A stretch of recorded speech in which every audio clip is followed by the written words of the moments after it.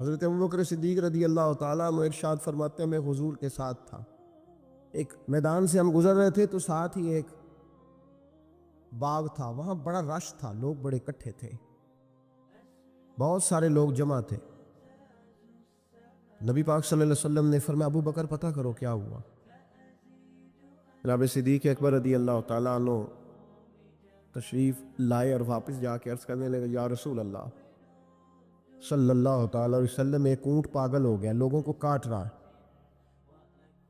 لوگ اس کو گرفتار کرنے کی کوشش کر رہے ہیں، کسی کے ہاتھ میں ڈنڈا ہے، کسی کے ہاتھ میں رسا ہے، کسی کے ہاتھ میں نیزہ، ابو میاں۔ نبی پاک صلی اللہ علیہ وسلم نے فرمایا چلو میں چلتا ہوں۔ حضرت صدیق اکبر عرض کرنے لگے یا رسول اللہ صلی اللہ علیہ وسلم، وہ پاگل ہو گیا، وہ کاٹتا پھر رہا ہے، آپ مہربانی کریں، وہ تکلیف دے گا۔ فرمایا ابو بکر مجھے جانے دو۔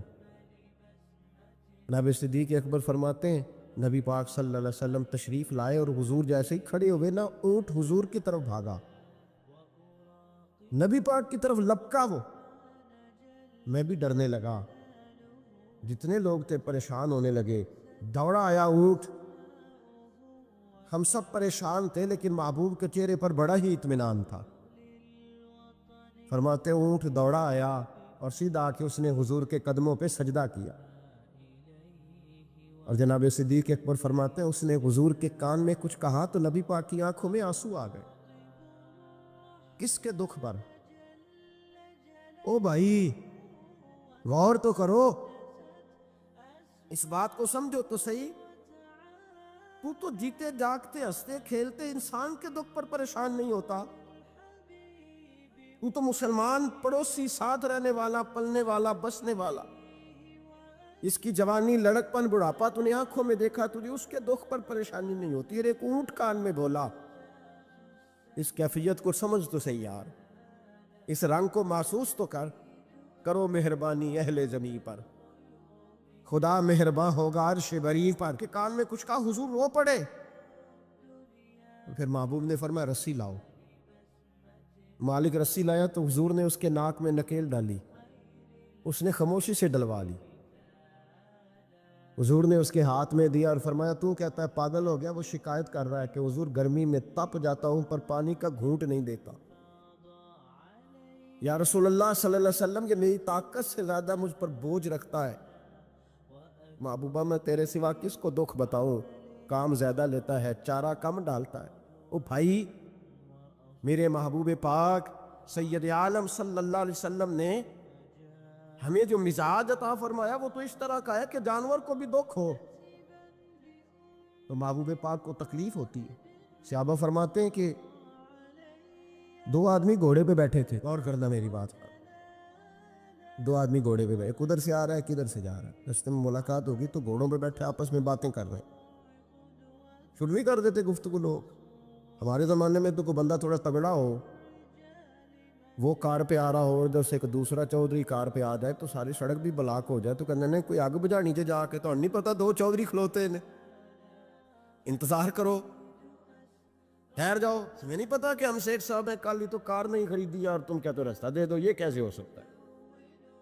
اور میں نے بڑے بڑے عجیب لوگ آنکھوں سے دیکھے، بڑے عجیب لوگ شیشہ کھول کے گاڑی کا کہیں گے ٹھہر جا کو جلدی ہے، بھائی تو شارع عام پہ کھڑا ہے اور تجھے رستہ کھولنا تیری ذمہ داری کا حصہ ہے، لیکن وہ کہتا ہے کہ 4 فٹ میں آپ چڑھی ہے، تو کیسے کہتا ہے کہ رستہ؟ یہ جو خوبصورت مزاج قومیں ہوتی ہیں ان کا یہ رویہ نہیں ہوتا کہ جہاں طبیعت چاہے، جہاں جس طرح اس کا دل چاہے وہ کرے۔ تو خیال کریں کس چکر میں قوم پڑ گئی، اس کا مطلب یہ ہے کہ جس کو مرضی تکلیف دیتے پھرو۔ نبی کریم سید عالم صلی اللہ علیہ وسلم نے فرمایا اللہ نے میری برکت سے ساری زمین مسجد بنا دی ہے، جہاں نماز پڑھو گے اللہ قبول فرما لے گا، لیکن فرمایا رستوں میں نماز نہ پڑھنا، لوگوں نے گزرنا ہے، رستوں میں شارع عام پر نماز کی نیت باندھنے کی اجازت نہیں ہے۔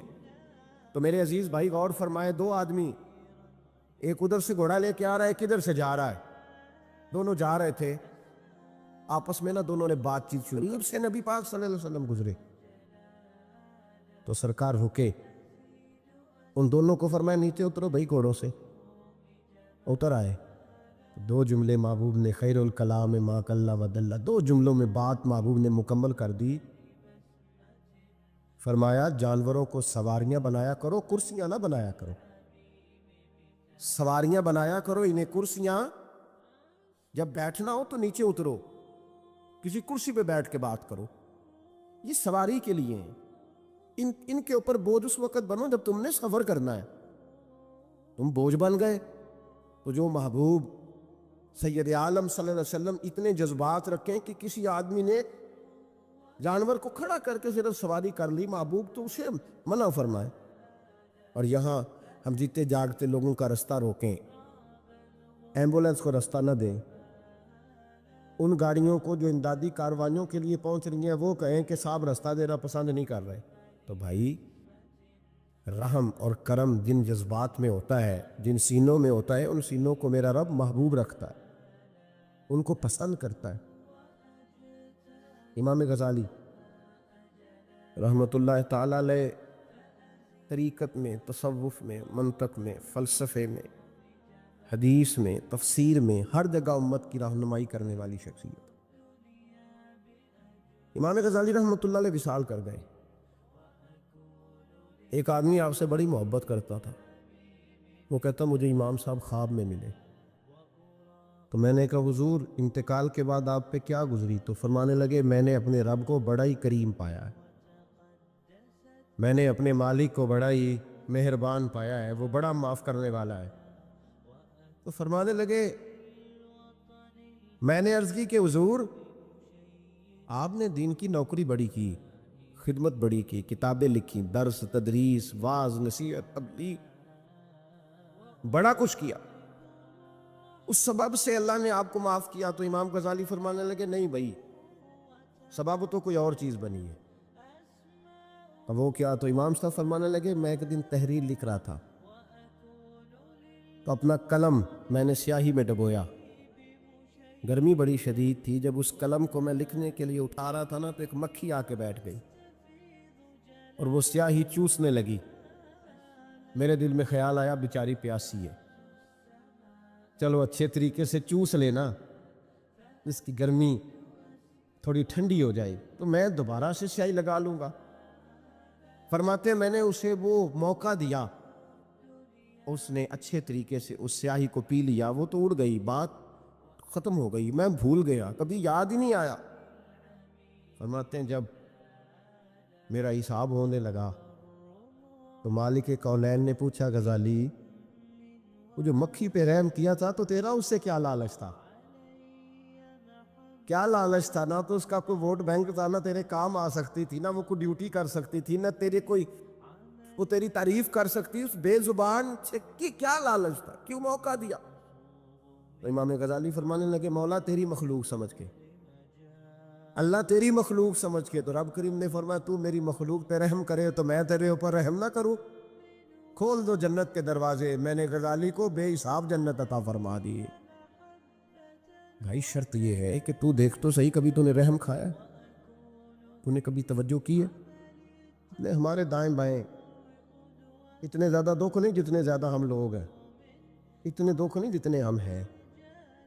اگر تھوڑا سا غور کر، آپ یقین کریں ہماری گفتگو ہماری ذات سے شروع ہوتی ہے اور ختم بھی ہماری ذات پر ہی ہوتی ہے. او بھائی تو صرف اپنے آپ کو سجانے سنوارنے جو میرے ذہن میں آیا، اور یہ جو ہمارے تعلقات ہیں نا دنیا میں، یہ بھی ہم نے اپنی ذات کے لیے رکھے ہوئے ہیں. یہاں تو سلام اس سے لوگ لیتے ہیں جس سے کوئی کام پڑتا ہے، یہاں تو 2 4 5 رشتے اس لیے رکھے ہوئے ہیں کہ کبھی کوئی مصیبت آ گئی تو کام آئیں. کچھ تعلقات اس لیے تو غریب کو دوست بھی نہیں ملتا، اس لیے کہ اس سے کسی کو کام کیا پڑے گا. لوگوں نے شناسائی بھی ان لوگوں سے رکھی ہوئی ہے جن سے کچھ نہ کچھ ان کے ذاتی مفادات میں بسے. دل نرم ہوتا ہے نا، انسان کا دل نرم ہوتا ہے تو وہ یہ نہ سمجھے کہ ایک آدمی کا دل نرم ہوا، وہ سمجھے کہ پورے معاشرے پہ اللہ مہربان ہو گیا. دلوں کی نرمی معاشرے میں خوشبو پیدا کرتی ہے، دلوں کی نرمی گھر بساتی ہے، دلوں کی نرمی انسانوں کا انسانوں سے رشتہ مضبوط کرتی ہے. دلوں کی نرمی انسانوں کو انسانوں سے بھی جوڑتی ہے اور انسانوں کو ان کے رب سے بھی جوڑ دیتی ہے۔ دل جب نرم ہوتے ہیں تو پھر معاشرے کے اندر پیار پھیلتا ہے، محبت پھیلتی ہے، مساوات قائم ہوتا ہے، تعلقات مضبوط ہوتے ہیں۔ اس لیے دل صحابہ کرام میں سے اگر کسی کا دل سخت ہوتا تھا تو وہ نبی پاک کی بارگاہ میں حاضر ہو کے دعا پوچھتا تھا۔ حضرت عائشہ صدیقہ نے کہا یا رسول اللہ صلی اللہ علیہ وسلم دل سخت ہو گیا، تو فرمایا یتیم کے سر پہ ہاتھ پھیرا کر، دل کو اللہ نرمی عطا فرما دے گا۔ ایک صحابی نے عرض کی حضور دل سخت ہو گیا، تو نبی پاک نے فرمایا موت کو یاد کیا کر، تیرا دل نرم ہو جائے۔ ایک نے کہا حضور میرا دل زنگ آلود ہو گیا، تو محبوب نے فرمایا قرآن پاک کی تلاوت کیا کر۔ دلوں کا زنگ اللہ تو یہ بہت بڑی بیماری ہے۔ اگر دل میں سختی آ جائے، انسان سخت گیر ہو جائے، لالچ کے رشتے قائم کرنے تو بیمار ہو گئے۔ صحابہ اس کا علاج پوچھتے تھے، عرض کرتے تھے یا رسول اللہ اندر سختی آ گئی ہے، زنگ آلود ہو گیا مزاج، کوئی دعا تجویز کریں، تو محبوب دعا بتلایا کرتے۔ تو یاد رکھیں جب انسان انسانوں پہ رحم کرتا ہے، داتا گنج بخش علی حجویری رحمۃ اللہ علیہ کشف المعجوب کے اندر لکھتے ہیں، فرماتے ہیں ایک شخص تھا بنی اسرائیل میں، تو کسی پہاڑ کی چوٹی پر عبادت کرتا تھا۔ لوگ اس سے ملنے جاتے تھے، درویش لوگ جو ہوتے ہیں نا ان کی بڑی بات ہوتی ہے۔ وہ نیک آدمی پہاڑ کی چوٹی پر عبادت کرتے تھے، بنی اسرائیل کے ولی تھے۔ لوگ ملنے جاتے تھے تو رستے میں ایک ڈھلان تھی، لوگ اوپر چڑھتے تو انہیں دقت ہوتی۔ ایک دن اس ولی کے دل میں خیال آیا یا اللہ تو اسے پیدا نہ کرتا تو کیا عرض تھا۔ رب کریم نے اس وقت کے نبی پیغمبر علیہ السلام کو وحی فرمائی کہ جب وہ آپ کے پاس آئے نا تو اسے کہہ دینا تو میری تخلیق پہ اعتراض کرتا ہے، اسے کہہ دینا کہ میں نے اس کا نام ولیوں کی صف سے کاٹ کر نافرمانوں کی صف میں لکھ دیا ہے۔ میری تخلیق پہ اعتراض کرتا ہے، میں نے جو بنایا حق اور سچی بنایا ہے۔ وہ ملاقات ہوئی تو نبی علیہ السلام نے فرمایا بھئی رب فرماتا ہے تیرا نام کاٹ دیا ہے ولیوں کی صف سے اور نافرمانوں کی صف میں لکھا ہے۔ بندہ سجدے میں گر گیا، یا اللہ تیرا شکر ہے، یا اللہ تیرا شکر ہے۔ پیغمبر علیہ السلام فرمانے لگے تو بڑا بیوقوف ہے، مقام استغفار اور شکر ادا کر رہا ہے۔ کہنے لگا حضور آپ نے بات ہی بہت بڑی کر دی ہے، میرے رب نے میرا نام لیا ہے، میں کہا وہ کہا، اس نے کہا کہ نام کاٹا ہے، میرے رب نے۔ اللہ اکبر، میں تو سوچ بھی نہیں سکتا تھا کہ میرا ذکر اور وہاں ہوگا، اما میں تو اس کھاتے میں ہی نہیں تھا، اتنی بڑی جگہ میرا تذکرہ ہوا۔ اللہ اکبر۔ پھر وہ عرض کرنے لگے پیغمبر علیہ السلام سے، کہنے لگے ایک آپ نے پیغام دے دیا، اب آپ میرا بھی ایک پیغام رب کریم کے حضور ناز عرض کر دیجئے گا۔ فرمایا وہ کیا؟ کہا عرض کیجئے گا مالک سے کہ مولا مجھے تیری مخلوق سے بڑا پیار ہے۔ وہ جو میں نے ڈھلان کی بات کی تو اس لیے کی تو دلوں کے حال جانتا ہے کہ لوگوں کو تکلیف ہوتی، مالک کی بارگاہ میں عرض کرنا کہ میرا وجود بہت بڑا کر دے۔ آپ نے کہا ہے نا نافرمانوں کی لسٹ میں چلا گیا ہوں اب جہنم میں جلوں گا، تو ان عرض کرنا کہ میرا وجود بڑا کر دے، بڑا، سارے دوزخ میں اکیلا ہی پورا آ جاؤں، میرا نہیں دل کرتا اللہ کا کوئی اور بندہ جہنم میں جلے، مجھے اس کی مخلوق سے بڑا پیار ہے۔ جب یہ لفظ کہے تو پیغمبر وہیں کھڑے تھے، اللہ نے وہی فرمائی اس سے کہو تو میری مخلوق سے پیار کرتا ہے تو میں تجھ سے پیار نہ کروں، اس سے کہو تیرا گناہ بھی بخش دیا، تجھے دوبارہ ولی بھی بنا لیا، بغیر حساب جنت بھی دی، اور قیامت میں جس جس کی تو سفارش کرے گا میں اسے بھی جنت عطا کرتا چلا جاؤں۔ شرط یہ ہے کہ تو اللہ کے بندوں سے پیار کرے۔ خدا کے بندے تو ہیں ہزاروں، بنوں میں پھرتے ہیں مارے مارے، میں اس کا بندہ بنوں گا جس کو خدا کے بندوں سے پیار ہو، میں اس کا بندہ بنوں گا جس کو خدا کے بندوں سے پیار ہوگا۔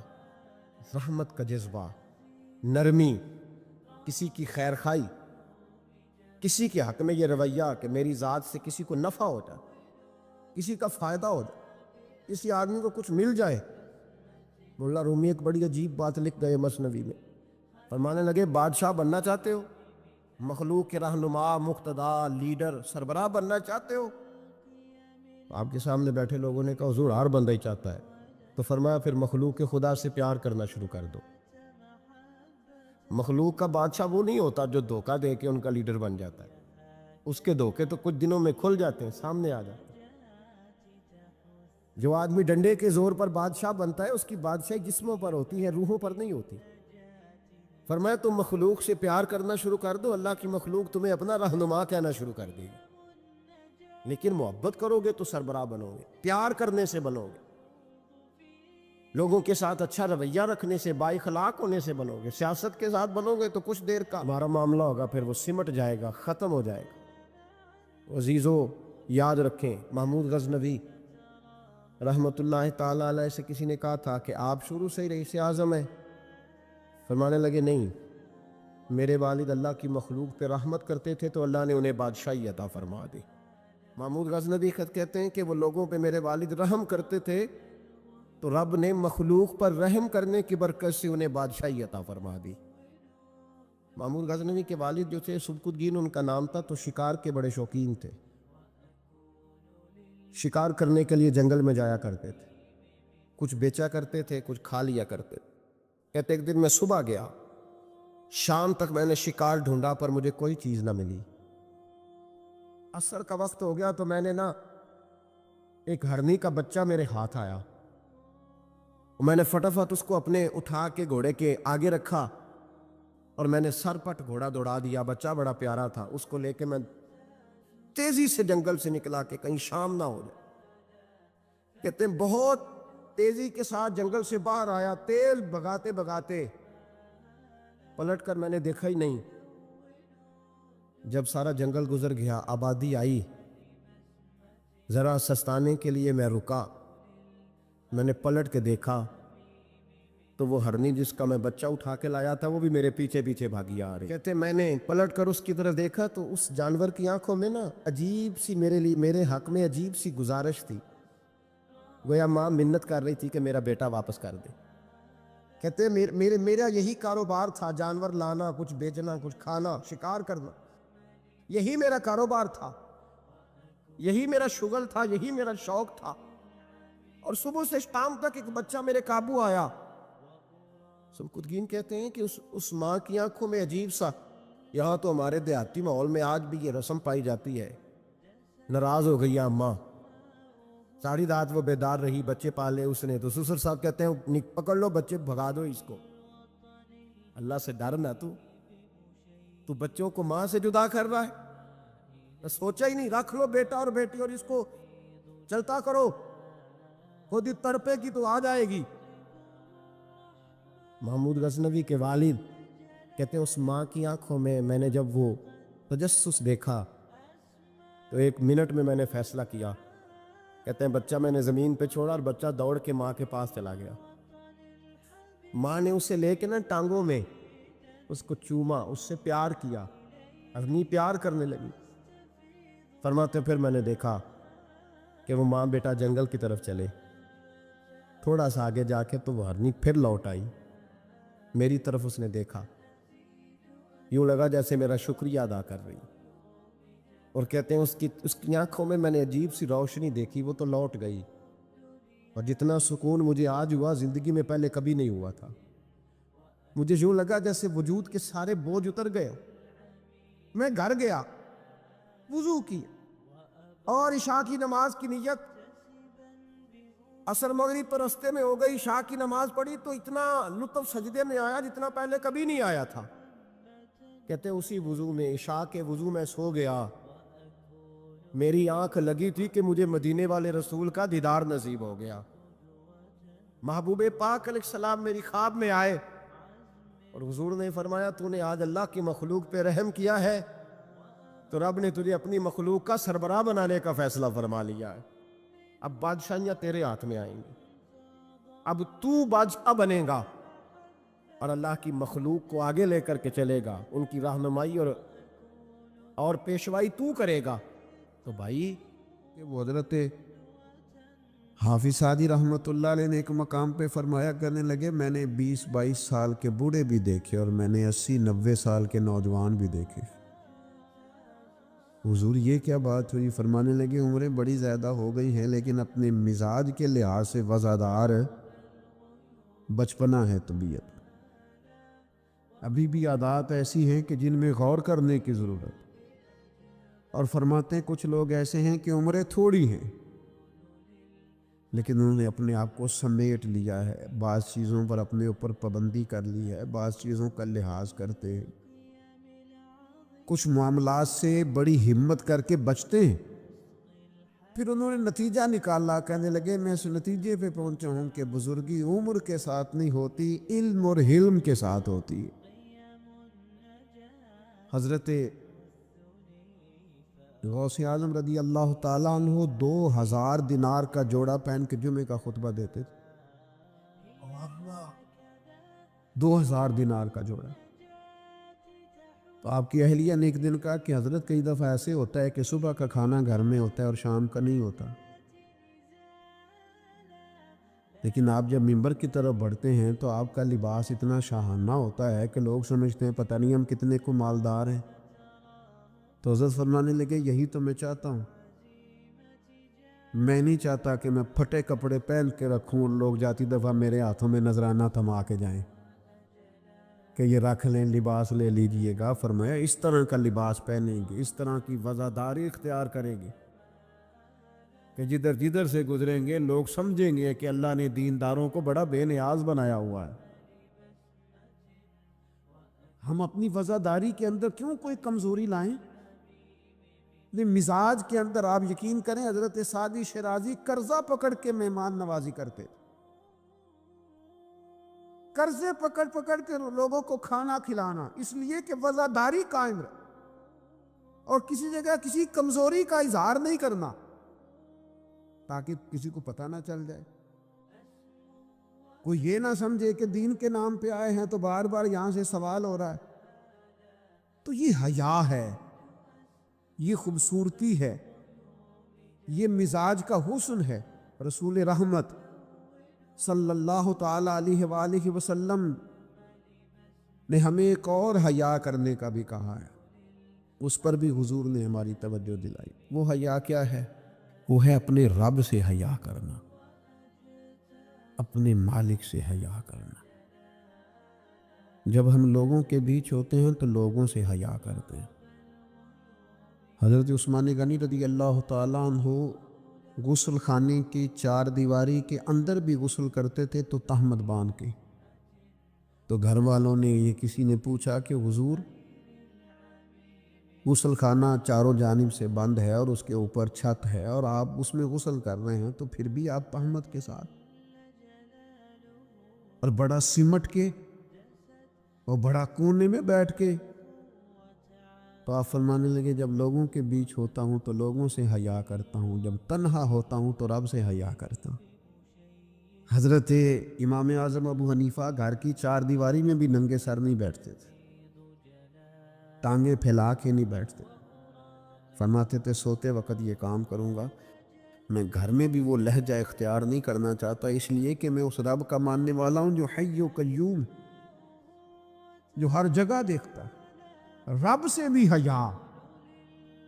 اور آپ کو پتہ ہے ہمارے صوفیاء نے فرمایا ہے کہ سب سے زیادہ اللہ سے وہ بندہ حیا کرتا ہے جو اپنی خیالات پر کنٹرول کرتا ہے، اپنے جذبات پر کنٹرول کرتا ہے، جو وسوسوں کو نہیں آنے دیتا، جو اپنی طبیعت میں کوشش کرتا ہے کہ اچھے خیالات ہی رہیں، وسوسے آئیں تو جھٹک دیے جائے، اس لیے کہ وہ نبی پاک علیہ السلام کا جو فرمان موجود ہے نا کہ رب نہ تمہاری جیبیں دیکھتا ہے نہ صورتیں دیکھتا ہے، وہ جب دیکھتا ہے تمہارا دل دیکھتا ہے۔ تو وہ حیا کرتے ہیں کہ دل میں کوئی ایسا خیال آئے جو غلط ہو، برا ہو، گندا ہو، چونکہ مالک نے دیکھنا ہے، وہ اس لیے خانہ دل کو صاف رکھتے۔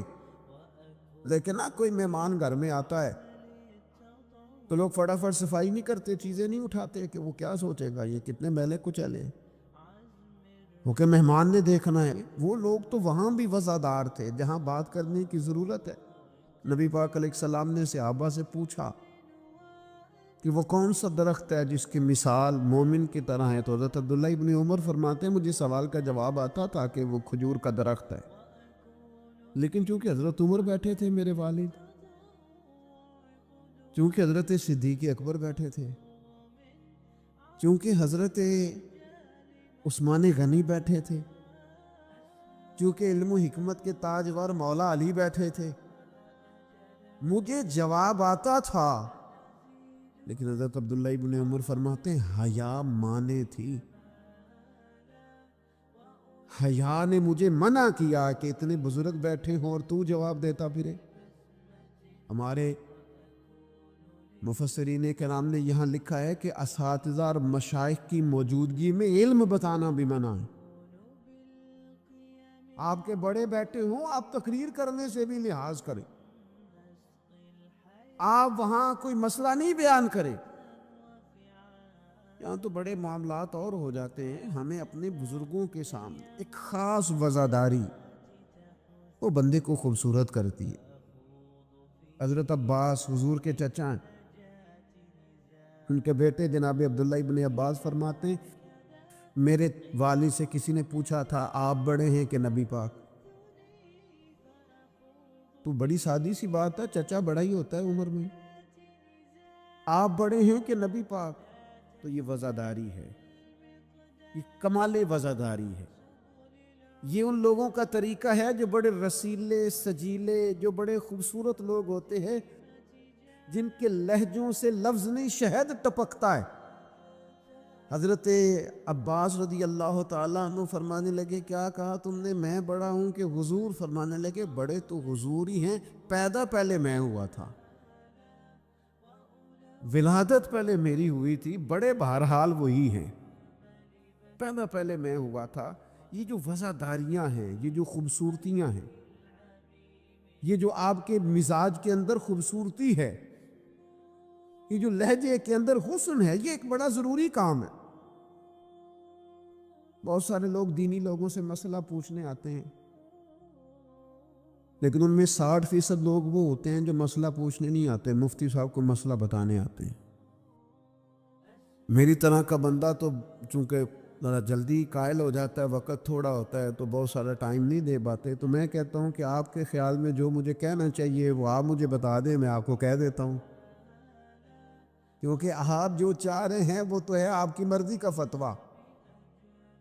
تو مجھے آپ بتا دیں بھلا اس سوال کا جواب کیا ہونا چاہیے، میں آپ کو بتا دیتا ہوں۔ لیکن اگر آپ مجھ سے پوچھنے آئے ہیں تو پھر آپ حوصلہ کریں، پھر دین جو بات کہتا ہے وہ مجھے بیان کرنے دیں، پھر مرضی کا فتویٰ حاصل نہ کریں، پھر ذرا رکیں۔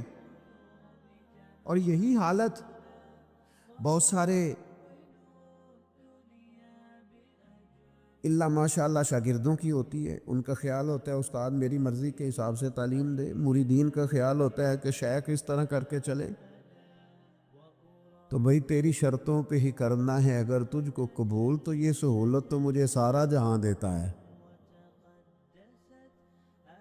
اگر تیری شرطوں پہ تو نے آنا ہے کہ میرے پاس یہ ٹائم ہے تو اس ٹائم آؤں گا، تو میں اس وقت پسند کرتا ہوں تو میں اس وقت آؤں گا، تو آپ اگر یہ کہیں گے تو پھر میں یہ تیری شرطوں پہ ہی کرنا ہے اگر تجھ کو قبول، یہ سہولت تو مجھے سارا جہاں دیتا ہے۔ پھر تو ٹھیک ہے، اگر ہم نے کچھ لوگ کچھ دو کی پالیسی پہ ہی تعلق بنانا ہے تو پھر استادی شاگردی تو نہ ہوئی، پھر تو ٹھیک ہو گیا، پھر جرانے کریں گے، دوستیاں کریں گے، اس طرح کے لوگ تو ڈھیروں مل جاتے ہیں۔ اپنی زندگی کے اندر وزاداری، خوبصورتی، ٹھہراؤ، لہجے کے اندر حسن، مزاج کے اندر ایک کمال۔ حضرت امام مالک رحمۃ اللہ علیہ کو کسی بات پر امام اعظم نے بڑا ڈانٹ دیا، شاگرد تھے، بڑا ڈانٹ دیا، سخت ڈانٹا، اور اس کے بعد بھی وقفے سے کبھی کوئی ایسی بات ہوتی تو امام صاحب کہتے ہیں میری طبیعت سے وہ غصہ نہ جاتا کہ یار اس نے ایسا کیوں کیا۔ کچھ عرصے کے بعد جا کے وہ بات کھلی کہ جس بات پر امام ابو مالک کو ڈانٹا ہے ان کی تو غلطی نہیں تھی، دوسرے کلاس فیلو کی غلطی تھی، کیونکہ تو یہ انہوں نے تو یہ بات کہی نہیں، تو کسی اور نے کہی تھی اور نام ان کا لگ گیا۔ بچے کر دیتے نا شرارت، کسی نے کی نام کسی، تو امام اعظم ابو حنیفہ رحمۃ اللہ علیہ امام مالک سے کہنے لگے بیٹا تم نے بتایا کیوں نہیں، اتنی ڈانٹ کھا لی۔ حضرت امام مالک نے سر جھکا لی، کہنے لگے حضور لوگوں کے جسموں پر لوگوں کا احسان ہوتا ہے، میری تو سانسوں پر بھی تیرا احسان ہے، میری سانسیں بھی تیری مقروض ہیں۔ یہ جو لوگ مالک کو جانتے ہیں یہ اس نسبت سے جانتے ہیں کہ یہ ابو حنیفہ کی گلی میں آتا جاتا ہے۔ سونیاں زندگی میں جتنا نام اور عروج پایا تیرے صدقے پایا، 4 جھڑکیاں نہ سہ سکتا تیرے نام پر، میں نے پسند نہیں کیا۔ اور پھر آپ نے پوچھا بھی تو نہیں نا کہ بتاؤ، آپ نے کہا ڈانٹ کھانی ہے تو دکھ قبول محمد بخشا بس راضی رہن پیارے، کوئی حرج نہیں۔ آپ نے کہا ڈانٹ کھانی ہے تو کھا لیتی، تمہیں حرج والی کون سی بات؟ یہ خاص وزاداری، یہ خاص خوبصورتی۔ میں آپ سے عرض کروں، ہمارے گھروں میں جو بڑے بوڑھے ہوتے ہیں نا، وہ جب پڑھی لکھی بہو لے کے آتے ہیں نا تو اس کا مطلب یہ تھوڑی ہوتا ہے وہ بیچارے ہامتے کامتے رہیں گے، ڈرتے رہیں گے کہ جناب بہو بڑی پڑھی لکھی ہے یا داماد بہت پڑھا لکھا ہے تو کوئی ایسی بات نہ ہو جائے کہ وہ کہے او بابے کو تو پتہ ہی نہیں۔